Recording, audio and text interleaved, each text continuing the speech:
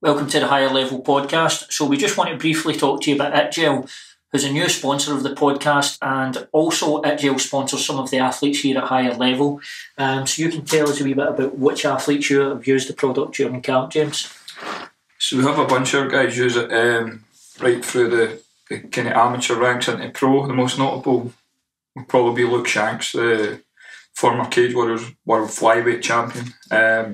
He's used it for longer than some of the other guys. The other guys actually came on board after Luke started using it, and he uses it for recovery, to help with inflammation after training, and he uses it to enhance the quality of sleep, which he's noticed a big difference since taking the product. So it's all good. Yeah. And if you pop over to itgelcbd.co.uk, pop in the promo code HIGHER10, you'll get 10% off your first order.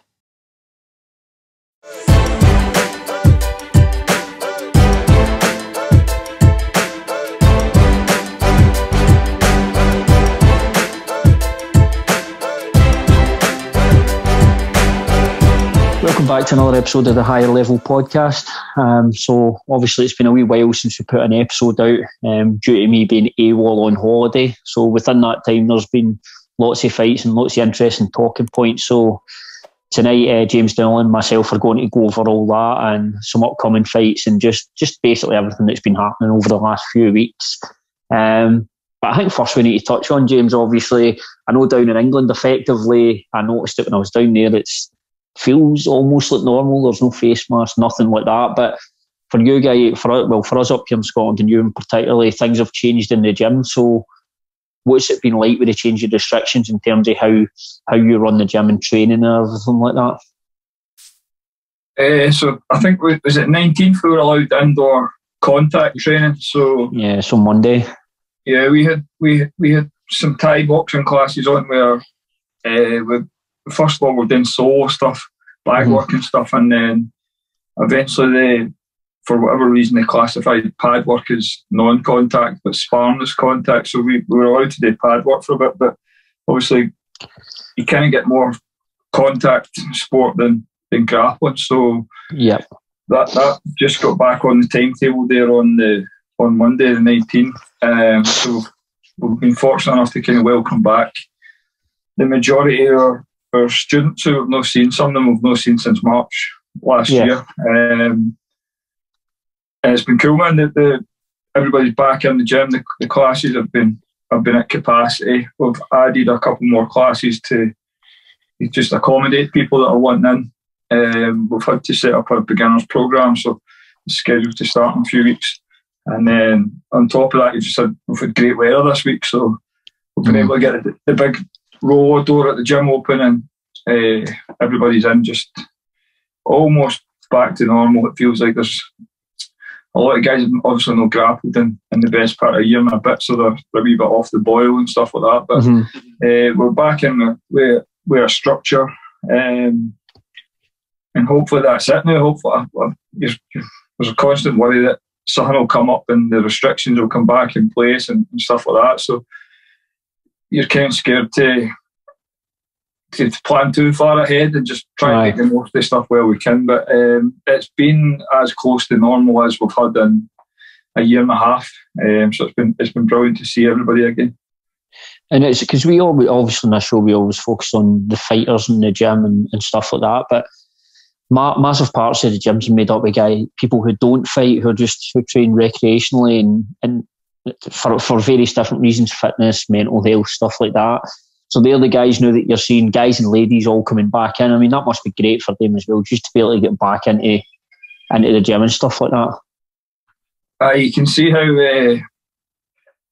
much the gym means to them when they're back in, and it's been good catching up with a lot of people. There's a lot of them I've not seen in a while. We're so used to seeing these people maybe 2 or 3 nights a week even, and we've not obviously seen each other, so it's good that they're back, and the atmosphere has been excellent. Like, everybody is, I think the time off's obviously, none of the guys really took the gym for granted anyway, but it's made them really aware of what they've got, and that they're fortunate enough to get into doing martial arts and stuff like that for whatever reason they've started it for, or whatever reason they continue to do it for. But it's been good, man. It's been good just seeing a lot of people for some new starts in that as well, and it's going to benefit everybody. You touched on the mental health stuff there. I know we've a lot of guys have been through some stuff with the lockdown, and now they're back in a place where they're surrounded by their pals. They're seeing people, they're getting the workouts and stuff like that as well. So it's going to benefit everybody again. Absolutely. And I saw was it yesterday, your post about your anniversary? Right. So yeah, for anyone that maybe missed that post, go and explain that. So wait a minute, I'll clarify that. So most days when we go celebrate our anniversary, maybe go out for dinner, do something like that. How did you spend your anniversary? That isn't actually me, that was Lindsay. To be honest, we got a babysitter, and we ended up, normally Wednesday night's normally my night at the gym. Usually that's when I'm in the house. And Lindsay's been keen to start jiu-jitsu for a bit, so she's came down and got involved with the jiu-jitsu class. There's a good group of girls there, fighters, non-fighters. So she's came down. So the son obviously wanted to encourage and stuff, but it's like pretty much my night off work became a night at work. So I came down and done the jiu-jitsu class with her. Well, keeping the missus happy, that's the best way to do it, mate. I enjoyed it, to be fair. I got to roll with a bunch of guys I've not seen in a while and stuff like that. So it was a good one. But I'm a wee bit worried about her getting very good at it. It could be a problem for me. Especially if you fall asleep before her and you've upset her. I would just say that. Didn't bother showing me anything except the submissions. Just the cool stuff. There's a lot more to it than that, but we'll see how it goes. It's a long process, jiu-jitsu. Yeah, absolutely. And obviously, as I said there, I've been away on holiday and that, so I've not really recorded anything for a wee while. So there's been a few fight cards for the last show to now. So obviously the biggest one was the Poirier-McGregor card. So I don't want to jump straight into that fight, and we can discuss that at length. There was a couple of things that stuck out to me. First of all was the Ryan Hall fight, Hall versus Topuria. What did you? I mean, Ryan Hall's one of the guys, right? He either looks brilliant or he looks horrendous. There doesn't seem to be that middle ground with him. Yeah, I thought Topuria was absolutely brilliant. He fought really smart. You kind of hit the nail on the head there, man. That's what you're going to get with Ryan Hall. He's either going to do what he done to BJ Penn and get that submission, or he's going to look stupid flopping about, rolling his back and stuff like that. He's so specialised in what he does. I know he's came out and says he broke his hand and stuff like that, but I don't think it would have made a lot of difference. But the thing with that Ryan Hall fight is there's an easy blueprint to beat him. It's easier said than done, saying it's easy. But if you remember when Sol Rogers fought him in the Ultimate Fighter, Sol just absolutely shut him down and beat him up. And it looked like that's the way Topuria went. And when he's tried that in there and get caught and ate those shots to the head, the first one he was in a funny position where he probably wouldn't have seen it, so obviously knocked him out. But he's just one of the guys that I don't think he's working to round out his game. I know he's tried attitudes with Kenny Floyd and stuff like that, but I know he'd kind of added some long range kicking and stuff to his game. But you can't see him coming out and winning a fight solely on the feet or even pushing wrestling.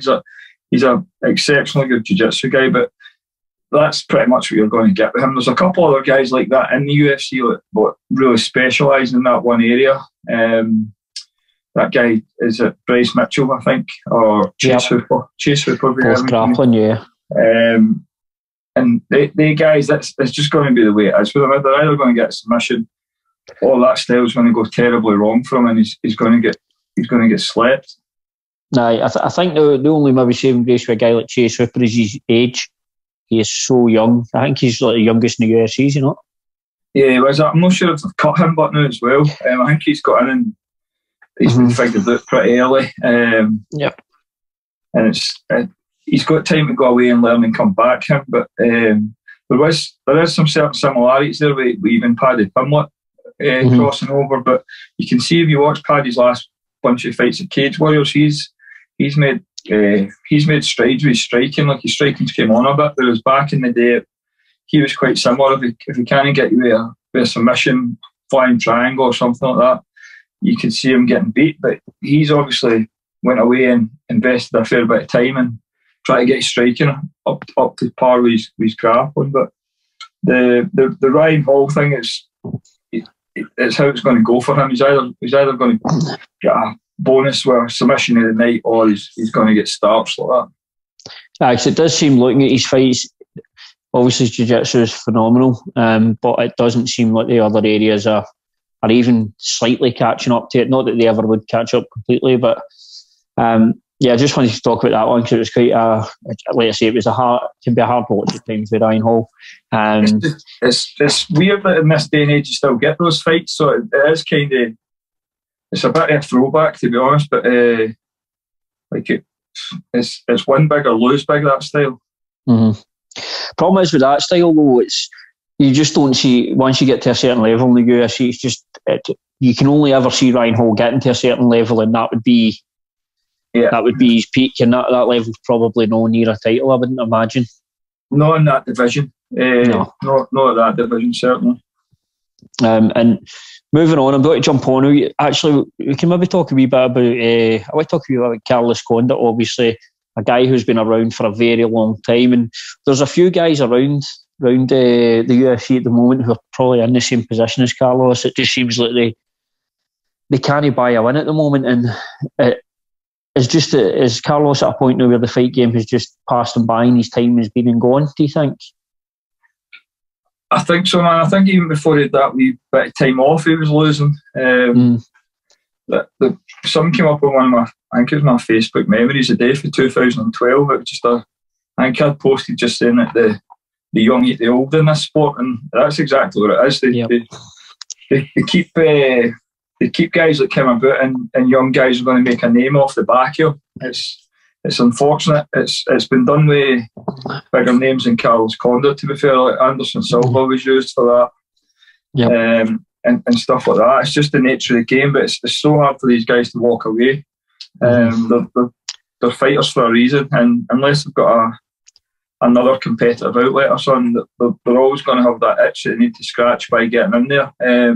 I think the fight before that, I can't remember who fought before, was it Court McGee or something, but I think when they match with guys who are similar age, who was records and stuff like that, it's a wee bit fairer on them. But when they start putting them with these young athletic up and comers, it generally only goes one way. Yeah, and it's just that sort of almost golden generation at Jackson and Wink, they're all at that tail end now, aren't they? Because they've all sort of got there running about the same time. When you look around guys like Condit, Cerrone, even Diego Sanchez and stuff, although he's been there forever. They just all seem to have hit the end at the same time, or there or thereabouts. Aye, it's just it's a generational thing, really. It's that generation's pretty much done or on the back nine type of thing. Aye, and well, we go for that, and then we talk about some days who's of the younger generation.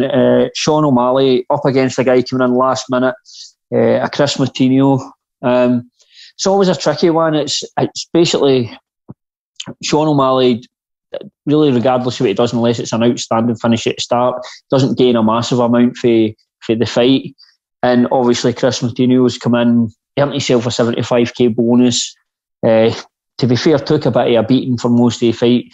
If nothing else, showed how tough he was. But any surprises for you in that fight? I'm surprised it lasted as long, to be fair. I think for what you see online and stuff like that, O'Malley, a bunch of the guys in that weight class asked for that fight, and the UFC and O'Malley's opted to bring this kid in. The kid's very tough, very, very hittable. If you look at the stats on that, O'Malley's percentages, I think he threw hundreds of shots, and he was landing with an 80% plus accuracy rate, which is incredible. The biggest thing for me in that fight is if you watch it after the next day on Twitter, O'Malley's mentioned something about that kid.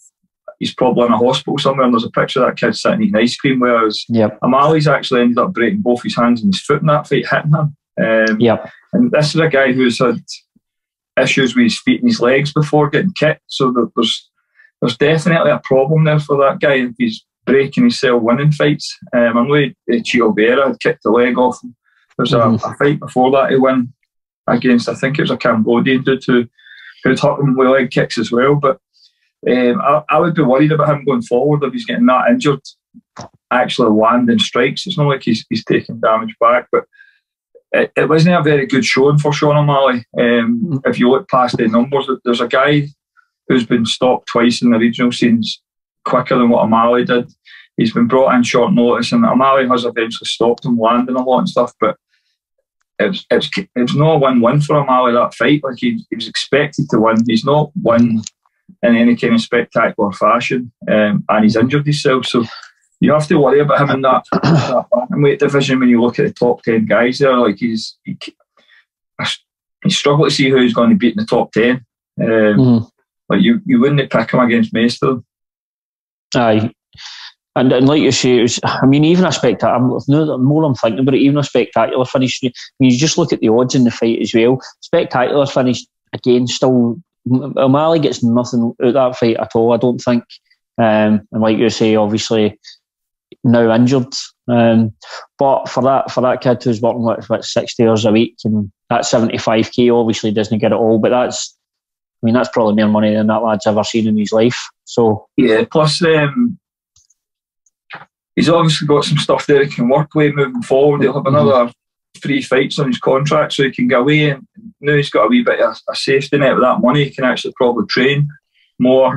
He can fix some of the stuff that's been highlighted in that fight, like his defence and his head movement and stuff like that, and hopefully the UFC will bring him back, but maybe pull back on the level of competition, give him a bit of a fairer matchup, and give the kid time to develop, and maybe give a kind of true representation or a better showing himself. But it's win-win for him. He's signed with the UFC now.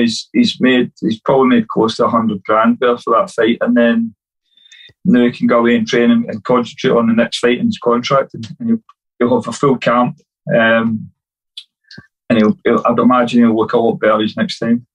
Absolutely. And the other fight as well, obviously, Taito Avasa and Greg Hardy, didn't last very long. Hardy had spoke before, he was wanting a guy to come out and just meet him in the middle, and he certainly got that, and it did not go his way. Obviously getting KO'd, then Taito Avasa doing what he does, jumps up and does a shoey.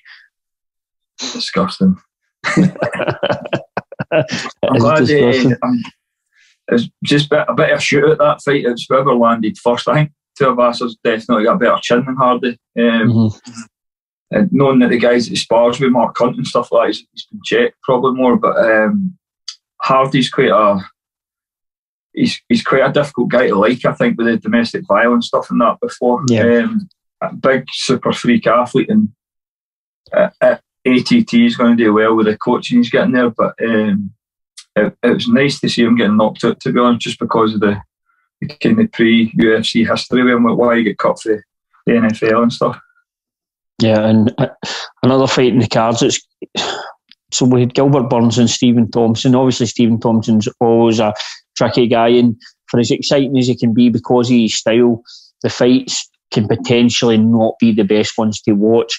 Overall, what did you think of the fight? I think going into it, I'd picked Thompson to win. Like, I thought he was going to win pretty handily. You've seen Gilbert Burns has lost that fight a few times, like Dan Hooker and stuff like that. I've kept him at range and caused him all sorts of problems. But I thought it was a brilliant performance by Burns, because doing that to Thompson's difficult. There's not a lot of guys have done it to him, I think. If Thompson had won that, he'd have probably got a title shot. So it shows you the level he's at. But now Burns has obviously took that away from him. So Burns is a guy I like to watch. He's super talented. His jiu-jitsu is probably the best in that entire division, and he's not got like the most well-rounded striking style, but it's an exciting. He's an aggressive striker with a fairly porous defence, and it just never really has bad fights. Gilbert Burns is either. Yeah. He's going to be an exciting fight one way or another, and there's potential for crazy exchanges on the feet or on the ground with him. And I think he fought quite smart, and it was a close fight and stuff like that. But I think it was a big win for him. I think he was a bit of an underdog in that fight. I think he's came through it, so it'll be good to see him fight again. I think any chance of Thompson fighting for the belt's gone now. But yeah, that's what I was going to say. She's obviously fought for the belt twice, and this was an opportunity to get that. Because, I mean, fighting for the belt 3 times is very difficult to do anyway. No many guys ever do that. So it now looks like it's a very long road back for Stephen Thompson. Obviously, you never know what happens with injuries, stuff like that. But, I mean, mentally, for a guy like Stephen Thompson, that must be, if the belt's his goal, and then having to look at potentially climbing that hill again now, attempting to do it on a 4th occasion, that must be... I think he's a fit age as well. I don't know if he's 40 yet or running boots, but he's not young. Nah, because he obviously didn't come into combat sports late. He's been in combat sports for a kid, but he came into MMA later on. Obviously, I think he was used as training partners for a lot of guys. So hopefully they don't put in Leon Edwards anyway, and just let Leon get his title shot. Could we see potentially they throw Gilbert Burns and Leon together? Potentially, but although Burns is coming off that lost one before the Usman, so hopefully they'll do Usman Covington, and then Leon coming off the back of that Diaz fight and I think he's won about 10 fights in a row or something, so Leon's hopefully going to play it smart and wait for his title shot, because he could slip up, you never know, especially if somebody's with either Burns or Thompson. Do you know what I mean? If you have an off night against the two, it could be a bad night for you. So right. I would like to see him hang off and get his title shots. I think he can win that belt, man. I think he's done everything they've asked him. He's massively underrated, and hopefully that's the way it goes. Is there potential though with that? I totally understand what you're saying in terms of holding off the title shot, but Leon's had so many just strokes of bad luck over the years with losing fights, been out for a long time, that potentially sitting out, he may get worried that something else comes up and he misses out on an opportunity.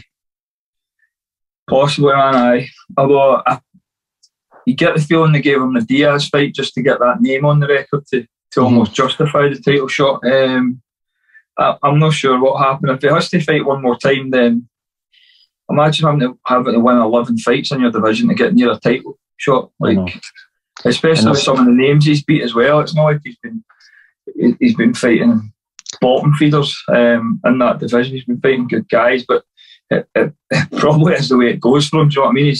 He seems to be overlooked a lot. I don't know if he's maybe not outspoken enough and shit like that for them, or rubs him up the wrong way. But they lost the opportunity there for that Masvidal fight when they had that wee incident in London. They should have done that when Masvidal was still very relevant, and he's obviously fell off since then, lost a couple of fights, whereas Leon's still top of the tree. I think he's ranked number 2 in the world and shit, so you wouldn't be surprised if he has to fight I imagine he has to fight another 3 or 4 bloody fights before he gets a title shot. See, the thing is though, obviously in terms of rankings and stuff like that, like a Gilbert Burns fight probably would make me sense, but in terms of just for exposure and fans, there's no question that the Masvidal fight, just with, like you say, with that backstory getting reinserted back in, that would be a massive fight for him. It'd be win-win for the UFC, that as well, because it puts Masvidal back up there if he beats Leon, which I don't think he does. And then Leon just takes out another named guy. Like Masvidal was up there like a couple fights back after beating Darren Till and stuff like that, and he's went to that to almost the bridge of obscurity now, where he just nobody's even talking about him anymore. That massive resurgence of his career. So I think if they offered Masvidal for Leon, he should definitely take that. But I think the position he's in, taking a Gilbert Burns or Stephen Thompson just doesn't make a lot of sense. It seems like a massive risk when he's already took multiple risks to get into the position he's in. So whatever he does, it'll be interesting to see, but it'd be a real shame if he doesn't get a shot at the title somehow after the winning streak he's put together. Yeah, absolutely. And obviously, heading off that card, we had the rubber match with Dustin Poirier and Conor McGregor. Obviously, a totally different feel leading into this one. It felt like the old Conor was back versus the nicer Conor. Before we even talk about the fight,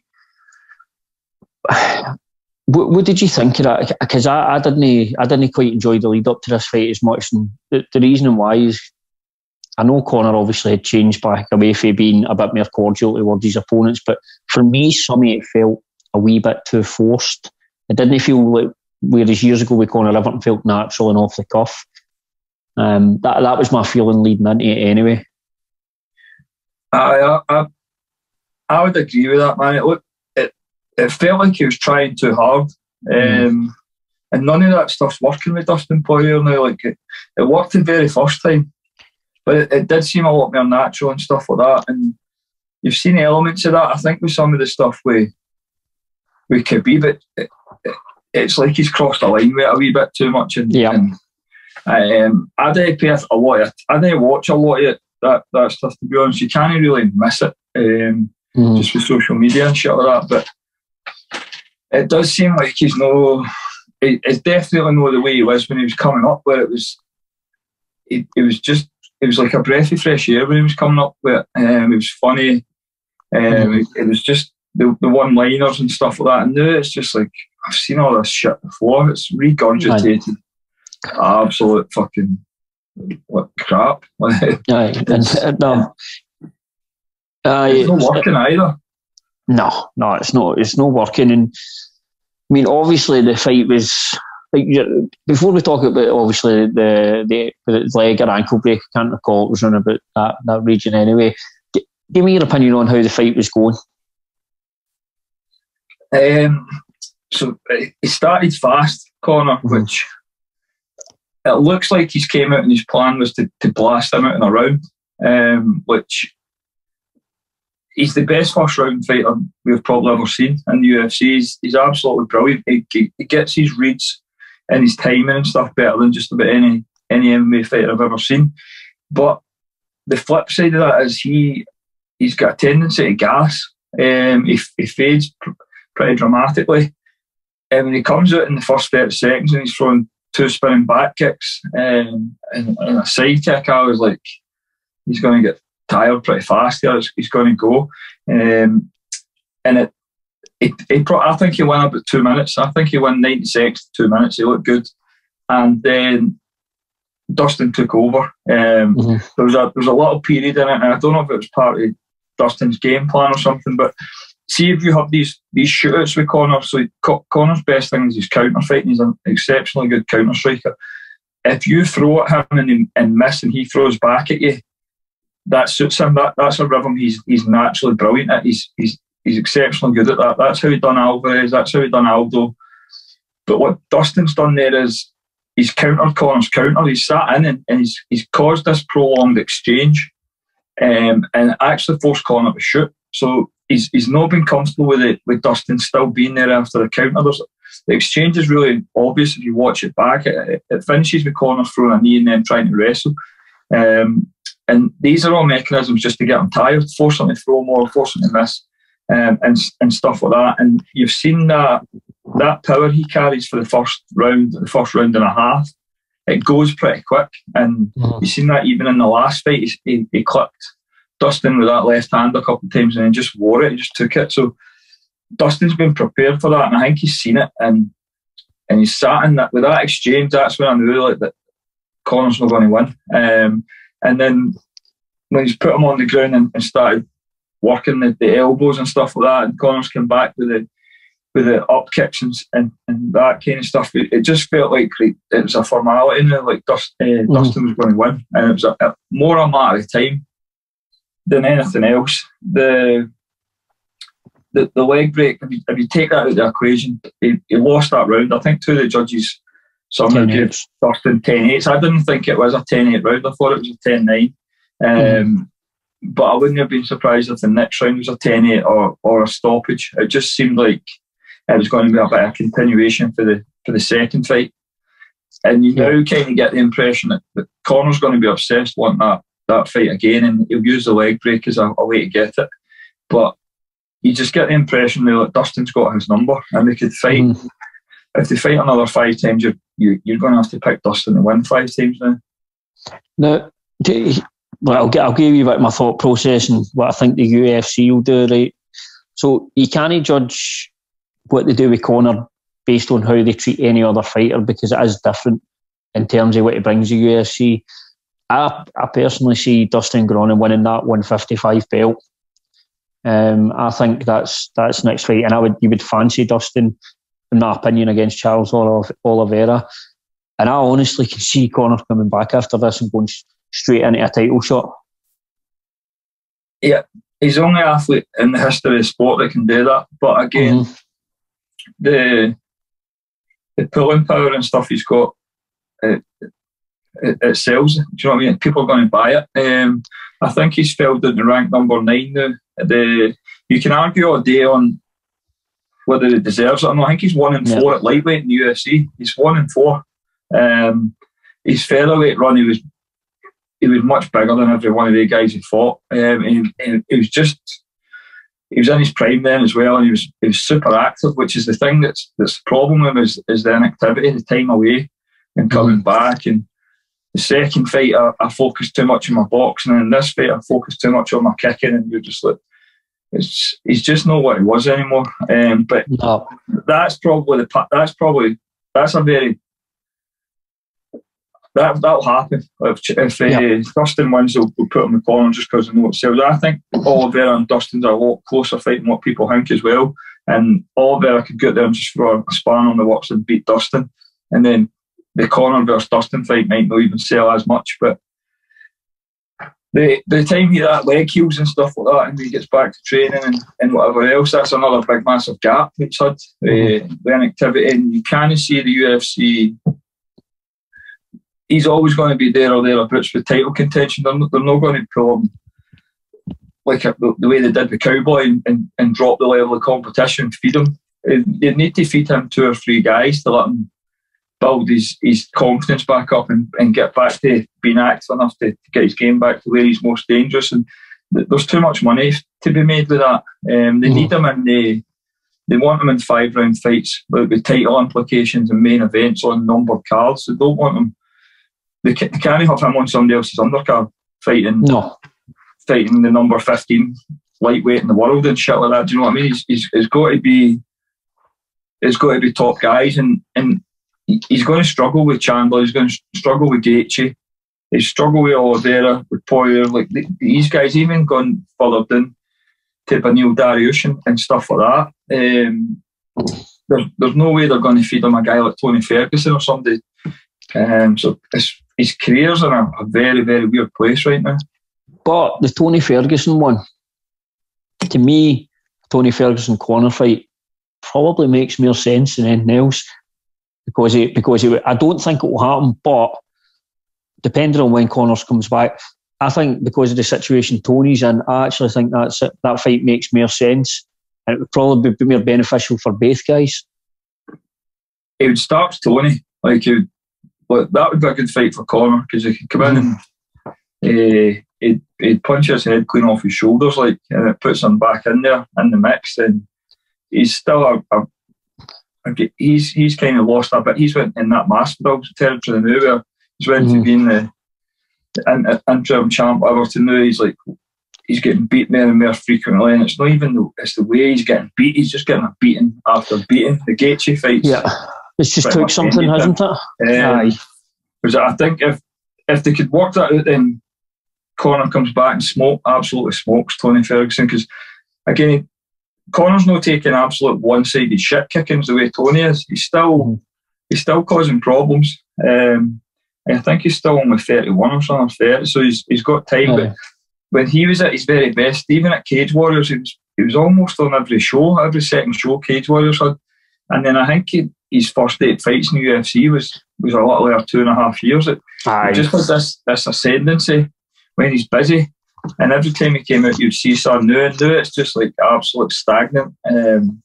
He's 3 years off, comes back, does a boxing match, and he's got a year off, comes back, does the Cerrone fight, comes back, he's got the Khabib fight, a year off, and when he was so regular, he was absolutely brilliant. But the inactivity has been a problem for him. And I guess the amount of shit he's got going on outside of fighting, it makes you wonder why he still does it. Because he definitely doesn't need the money. That's the thing, it's no for the money. I mean, some guys just love it, I guess. Some guys just love He's getting to a stage now where it's maybe going to affect his legacy in a wee bit, because all these young guys that get into the sport watching him, and this aura he had run about him, and the rise he had, I'm now seeing him. He's getting an absolute doing off Khabib. He's lost to Dustin twice. Mayweather's, which is fine. Mayweather's supposed to be in boxing, but he's just not this like absolute winner that he used to be. Like, he's not starching Jose Aldo, and he's not doing what he done to Alvarez and stuff like that anymore. He just looks. He'll never be an average fighter, but he's definitely not the superstar that he was anymore. No. Kind of leads me in, because we're on the lightweight, so I want to jump to which was the card after it. Obviously, this guy's been hailed as the next Khabib, but potentially more. Islam Makhachev. He went in there and fought Thiago Moises, which is a difficult fight. He got the victory, got the finish, and he's probably one a lot of people are looking at and think, right, this is a future champion right here. Would you agree with that he looks like he could be a future champion in that division? Right now, I think so, but he definitely needs stiffer testing than Moises. Like, he's still not be a top 15 guy. I think the UFC done a weird thing with Thiago Moises, where they moved him into 15 or 14 a week before the fight, without much happening. And it was almost just to justify the fact that it was a main event and stuff.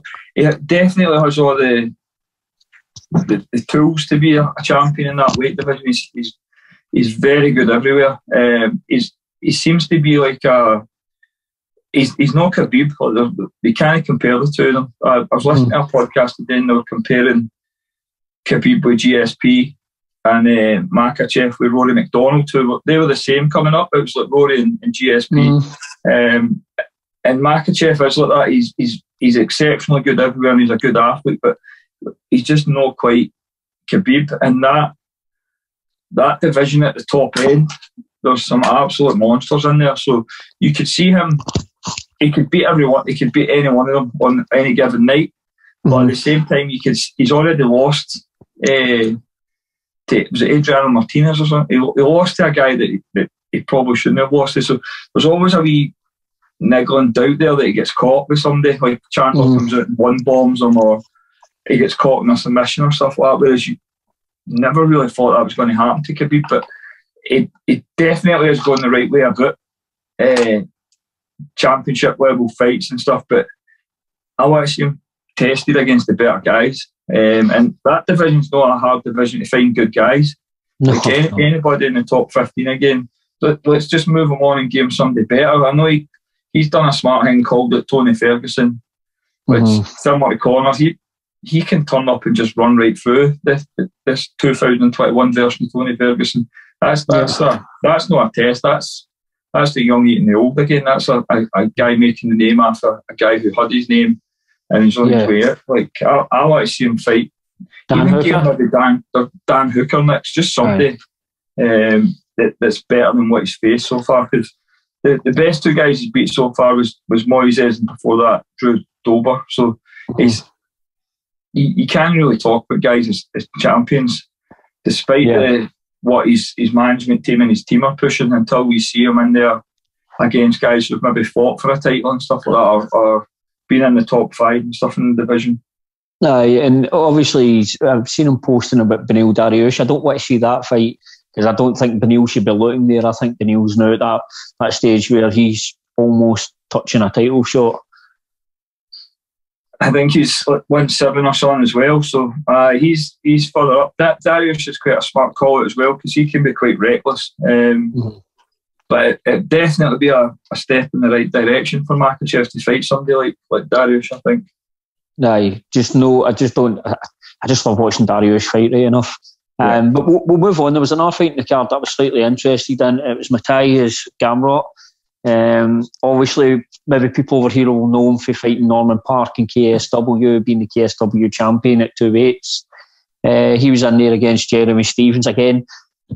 Another guy who's been in and around the sport for a long time. Jeremy Stephens obviously moved back up to lightweight for this fight, and it was a finish from Gamrot. It was a Kimura, wasn't it? Aye. Maybe I'll just call this episode "The Young Kills the Old" or "The Young Eats the Old." But same thing again. Like, everybody in Europe's aware of Gamrot, the two-weight champion at KSW. We've got a bunch of Polish guys in the gym that have been talking about him for a long time. And he's came on leaps and bounds since he went to American Top Team. I know Mike Brown and all that talk really highly of him. They talk about him being potentially a title contender in the future. So maybe make Makachev and him would be a fight. Exceptionally good grappler him. Like he's added wrestling to that and that American Top Team and striking, but 2021 Jeremy Stevens. Jeremy Stevens hasn't won a fight in a long time. He's a guy. He gets this reputation as a knockout artist, but he's only knocked out 4 people. He's also lost 18 fights in the UFC. I mean, he's been in the UFC for a long time. 34 fights. He's had some exciting fights and stuff like that, but he's due the.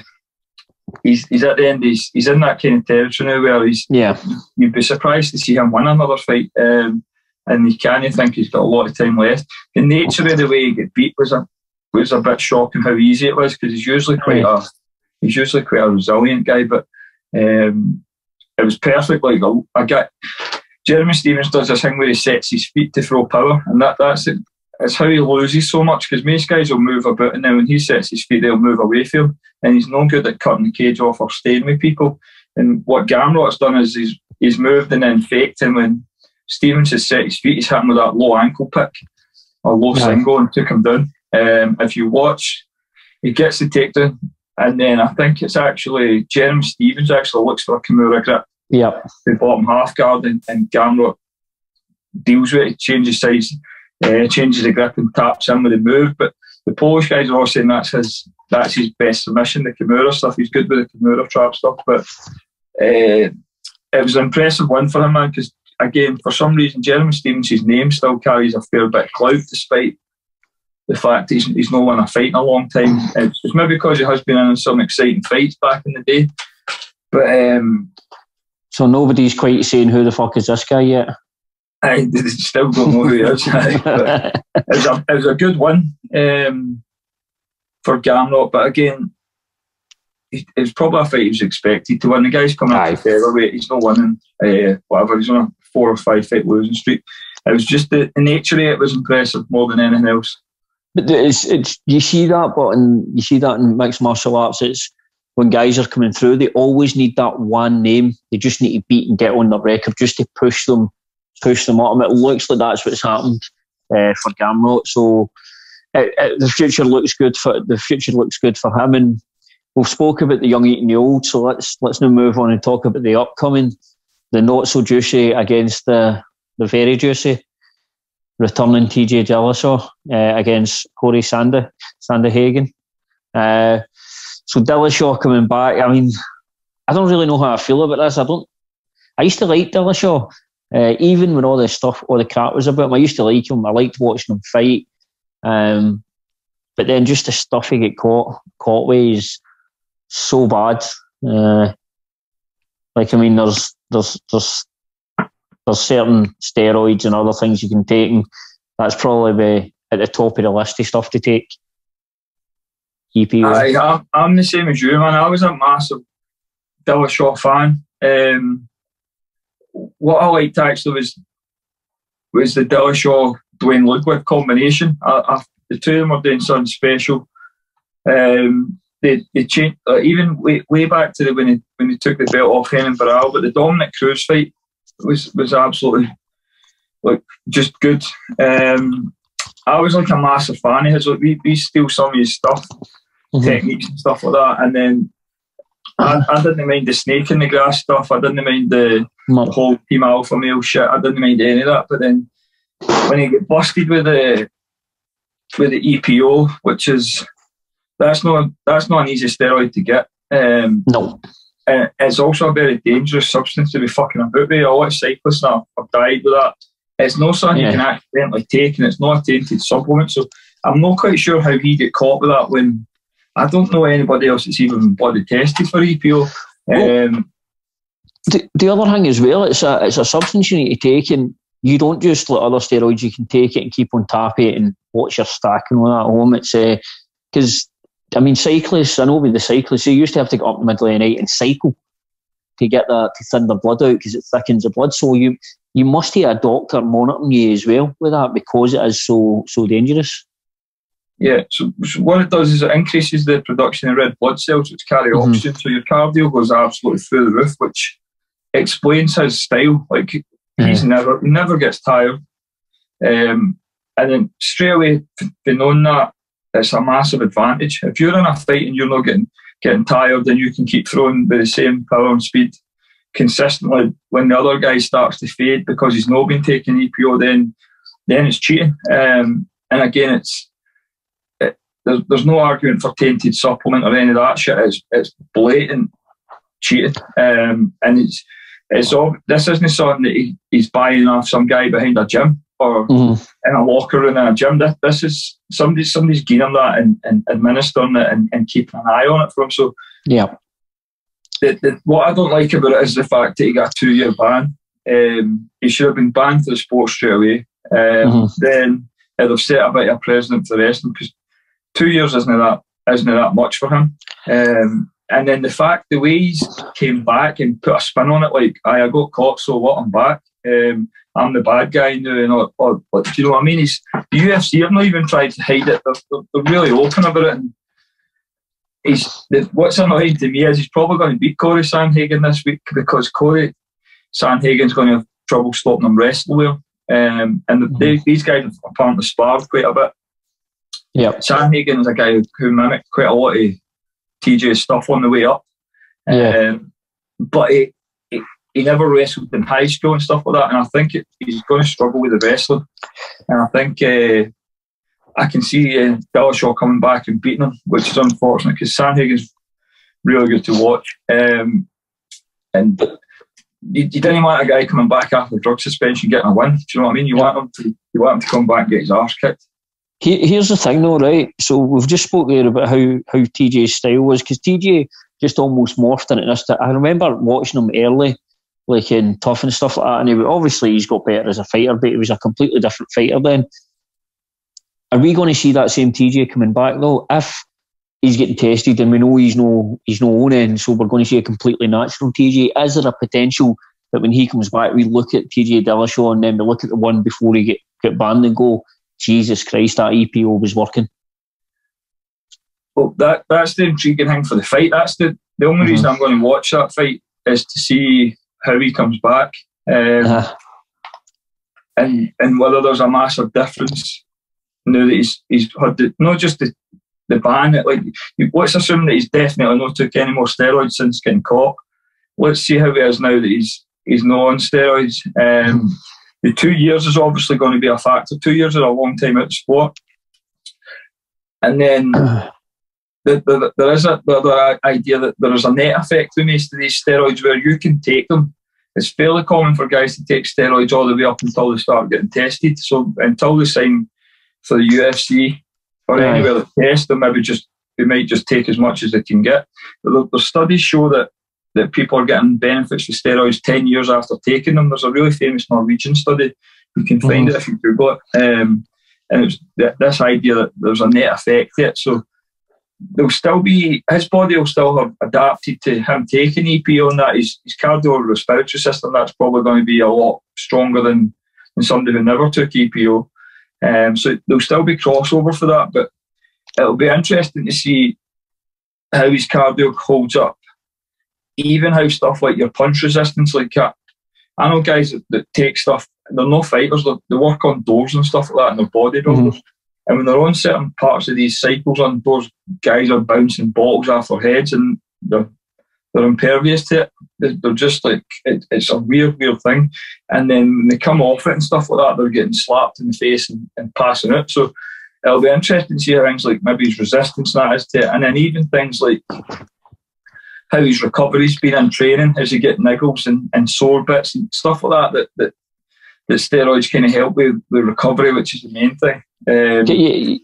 Because that's what I was going to say. A lot of times the steroids, EPOs, all that stuff, you're not really taking it. I mean, ultimately it is to benefit you in the fight, but ultimately it's to benefit you in your training. It means you can train harder. That's how these guys they're getting the adaptations and being able to train harder when a normal human body not on performance enhancing drugs would need rest is maybe a wee bit sorer and isn't adapting as much. So the idea that you just jag yourself in the arse with these things and don't need to train is stupid. Like these guys are still hard working. Even you talk to guys about steroids, he's not on steroids. He's just hard working and dedicated. You're like, but you still have to be hard working and dedicated, even if you're taking steroids to get the benefit of them. But it'll be interesting, man.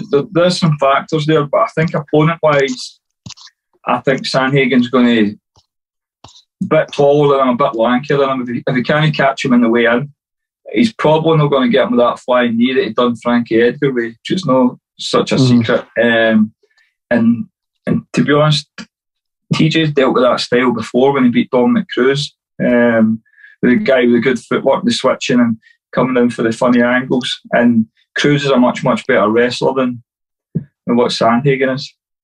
Yeah, so I think that's about all on the USC side of things. So just in terms of the gym, what have you guys got coming up? Who have you got fighting? What's the schedule looking like for you? I'm assuming that's getting busier now. We had that busy spell there a couple of weeks back with Tunde and the Cage Warriors and Kunley. Next up we've got Evolution of Combat, August 7th. I think the last time I checked, we had 5 guys matched on that. I think there's been a couple of guys looking to get rematched, but now we've got Tunde, Kevin Swanky, Mark Lasalle, Sean Clancy and Lorna Kinnick's got a grappling match. The day after that we're at your Cal with Chris Shaw. He's fighting Panikos.